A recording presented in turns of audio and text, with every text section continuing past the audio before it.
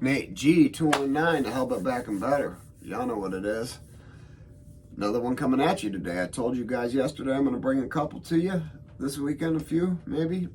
And I'm doing just that. First, I want to hit you to hit that like and subscribe. Hit that cash up if you want to help. But definitely that like and subscribe. Get these channels or subscribers up there. Share the video if you would like, please. I'd love that. Definitely love that. Got to figure out this algorithm thing, man. Got to figure out this algorithm because I don't understand.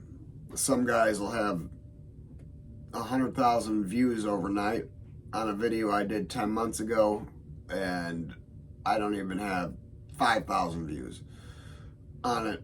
And I'd done it so long ago. Katie's Revenge, for instance. JD did it. JD Delay, he did it, and 30,000 views overnight.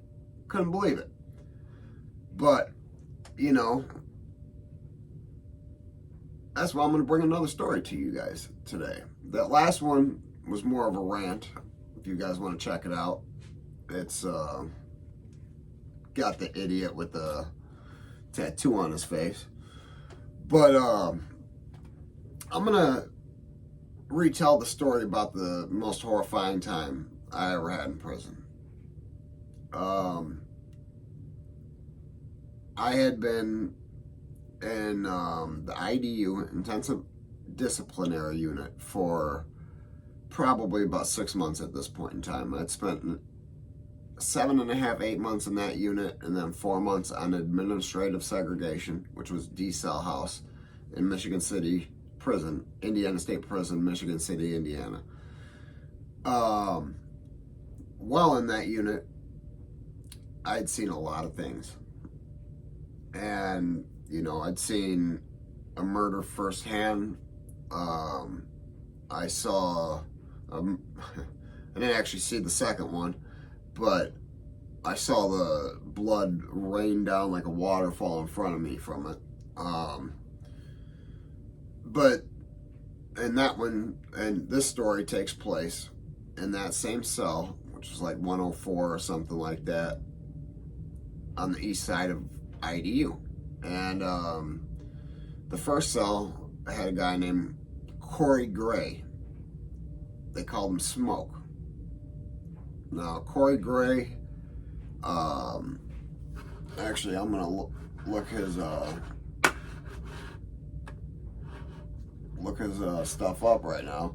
But Corey Gray was in prison for murder. And it was a murder of jealousy, if I remember correctly, after reading the details of his case, which I'm not going to do right now because it's irrelevant. He's still in prison right now.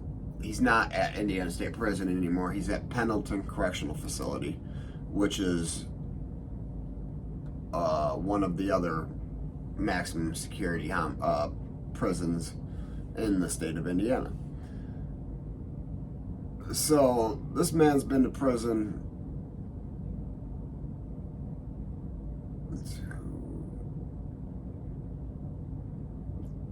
2-3 times. He's got a lengthy prison. He's got a lengthy prison record. 1, 2, 3, 4, 5, 6, 7, 8, 9, 10. 10 different prison sentences. And yeah, some of them probably happened at the same time, but he's only 2 years older than me, so he's 44, maybe 45. No, he'd be 45 next year. But the one he's in there right now for is, where'd it go? Reckless homicide. He was sentenced in 2009. Oh no, he only got 6 years for that.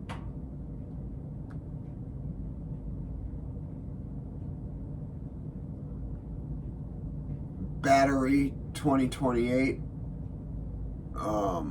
his earliest possible release date is April 15th of 2029. I know he was in there for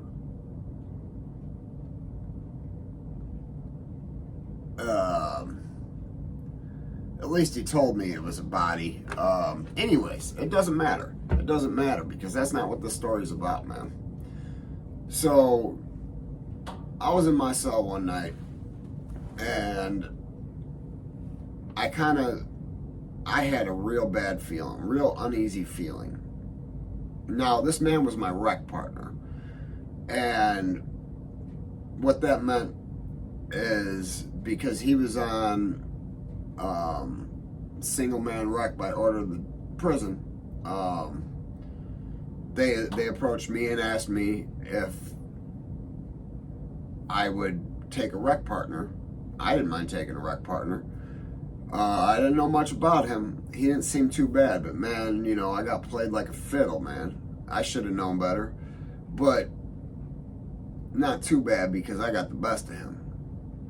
Now, one night, I that uneasy feeling, I fell asleep and woke up like, damn, I had a dream that he had come running in on me while I was in the shower with a knife out. And, you know, the next day, the following night, it was late at night, my door opens up, his door opens up, we come out for rec, and I go to take my shower like normal. Nothing, he's not acting like anything is awry or anything like that. I don't have a weapon on me. I should have had a weapon on me. And I was in segregation, didn't know a lot of people. I hadn't been there very long at this point.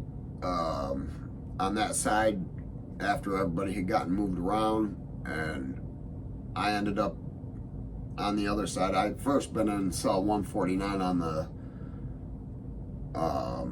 other side of the IDU unit, which is split in 4 25-man sections. I was in the back corner, the furthest cell you can get from the cops. Now I'm up near the cops, which the shower was up near the cops too, so it didn't really matter. I was in the shower at the time. So I'm standing there, you know, butthole naked, and I felt this presence behind me, man. And I turn around and I saw his eyes, man. I don't know what he was on. I don't know if he was after my cheeks. I think he was. He was that type of sick, twisted piece of crap that that definitely had that big R word look in his eyes, running straight at me with a knife that had been 10 inches long, 10 and a half, I think, after they had measured it. And, you know, a lot of people talk about that fight or flight. Well, when there is no chance of flight, you have to fight. I was in a shower, cornered, there was nowhere to go, and we're caged in. And I didn't hesitate. He was coming at me, and I took one step, and I was aiming at his chin. Didn't hit his chin. Hit him dead here in the Adam's apple. The worst, I can't even describe the noise. And his eyes just bugged, just turned into the whitest things. They looked like it was going to fall out. You know, when Bernie Mac did his eyes were wider than that. And he dropped the knife, and boom, I kept going. Tagged him in the chin. He stumbled back, hit his head on the little, there's a half wall. So when the guards walk past, they can see you, you're in the shower, but, you know, you're at least somewhat enclosed. And he hit that wall and fell down, and I got on top of him and just 1, 2, 1, 2, 1, 2, 1, 2. Then my hand started hurting, so I started throwing elbows. And I get up, and guards are running over, and they, you know, they're kind of stop what you're doing, yada, yada, yada. I grab my towel, I walk out of the shower, I close the gate. There's a gate that locked. Now he can't get to me. Plus, he's laying on the shower floor. And, fully clothed, by the way. So, I'm standing here in a towel. I got my, I grab my drawers, my laundry bag, and stuff like that, because you'd carry it to and from the shower with you. So, I grab my clothes, close that gate, and say, you know, oh, my cell 104. And what this was over to was he was also trying to steal my TV. My TV did get broken, the progress, because he had fished it out of my cell while I was taking a shower. And he was basically, I don't know what his thought process was, but the look in his eyes was that he was going to take my life and my manhood. And I wasn't willing to let any of that happen. Now, I'm not the biggest, baddest dude. I do know how to use my hands pretty good. But when you're facing a hawk, which we call them in Indiana, you know, every state's got their own terms. Georgia, they call it the candy bar. That's to you, Bill. C. Bill Feezy. What the Feezy? Yeah, you know I love your show. But yeah, every state's got a different terminology, and a hawk or a banger. That's usually the terms that I've even heard it used as a pistol. Those are the terms that you'll hear in Indiana. So, yeah, I just wanted to bring that story back to you guys. I'm going to try to find his mugshot, picture him somewhere or something. I don't know if I had found it before or not, but I'm going to try to, so you can see how ugly the dude is. But yeah, he kind of played me, man. He did have me fooled. I thought we were good. And so this is, if anybody ever finds themselves in a unit and they're in segregation and you have to have a recreation partner and you're a short timer like I was, and you're in a maximum security facility where a lot of the people are there, 80%, more than 80% are for violent and murder. I mean, the worst of the worst go here.